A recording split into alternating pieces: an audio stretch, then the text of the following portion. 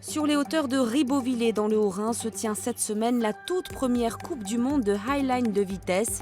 Une discipline spectaculaire qui consiste à parcourir en équilibre une ligne tendue entre deux points le plus vite possible. Louis Belin et Eric Leinhofer ont assisté aux préparatifs. Entre le château du Giersberg et celui de Saint-Ulrich, c'est un étrange ballet de nœuds, de mousquetons et de cordages qui dansent au gré du vent et des branchages.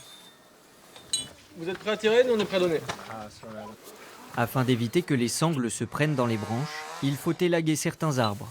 Ok. Pour cette Coupe du Monde, Augustin Moina est en lice. Et c'est sur cette ligne, longue de 150 mètres et large de 2 cm et demi, qu'il fera la course contre ses concurrents.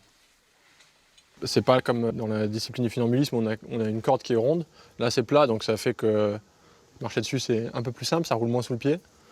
Celle-là, elle est en matériaux techniques c'est du matériau c'est un peu plus cher, c'est plus léger, c'est plus résistant, c'est moins élastique. Donc pour certaines pratiques, pour marcher vite par exemple, c'est très bien d'avoir quelque chose d'un peu moins élastique. Ces sangles supportent près de 300 kg de tension, ancrées dans les roches. Benoît Brume est alsacien et champion du monde en titre de highline. Lui aussi fait partie de l'organisation avec une obsession, assurer les mêmes conditions de course aux deux concurrents. La difficulté en fait aujourd'hui, c'est pas tant de passer les lignes et de les installer, parce que ça c'est des choses qu'on a l'habitude de faire et qui sont relativement courtes, 150 mètres. En fait là où ça va être compliqué, c'est d'avoir vraiment des tensions similaires pour que les athlètes courent exactement dans les mêmes conditions, sur les mêmes lignes. Le principe de la course est simple, une chute n'est pas éliminatoire et le premier qui arrive l'emporte. Les meilleurs mettent moins d'1 minute.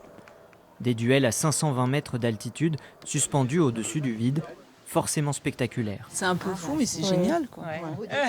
C'est surtout un beau défi, de belles émotions en perspective. Belle montée d'adrénaline, je pense. Tu m'étonnes, même pour ceux qui regardent.